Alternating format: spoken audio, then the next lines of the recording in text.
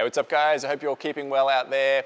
Our workout today is going to start off with 2 minutes of cardio of your choice. From there, the next 3 minutes, we're going to do as many rounds as we can of some baby makers. We're going to go into some Cossack squats, and then we've got some glute bridges. So a lot of stuff around the hips to get them nice and warm.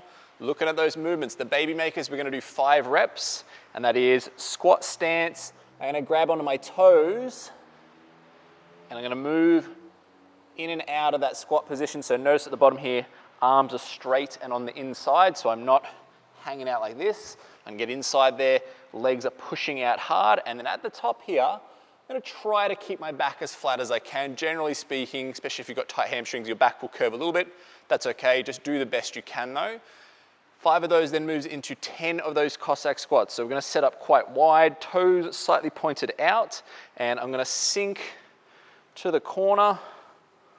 And I'm just going to go back and forth, side to side there, making sure that my knee tracks with my foot, my heel stays on the ground. The other leg that goes straight, that foot can come up, like toe up off the ground. That makes it a little easier to move through, but we're going to do 10 of those. The last one is 15 glute bridges. So setting up here, feet about hips width. I like to go toes up, so I really emphasize the heels pushing into the ground. I'm going to start by tensing my abs, tensing my glutes, and then from there, squeezing those hips up off the ground. So nice high position, in and out of those for 15 reps. So we're going to cycle those 3 movements for those remaining 3, and that is your warm-up.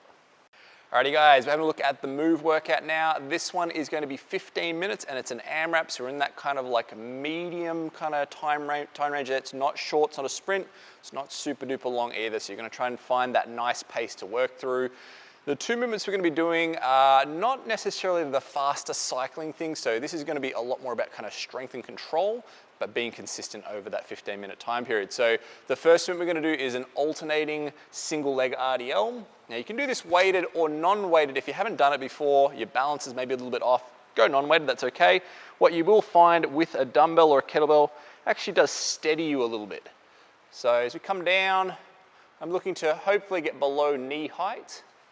Come up, and then switch to the other side. So taking the time, keep my balance.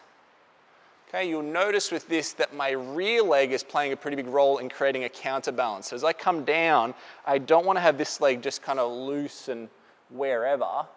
I'm going to actually reach it and tension on the hamstring, the glute there. And that allows me to really keep good control because it gives me something to balance off of. So with that one, 12 reps, so 6 each leg, alternating back and forth. We then go to a weighted sit-up.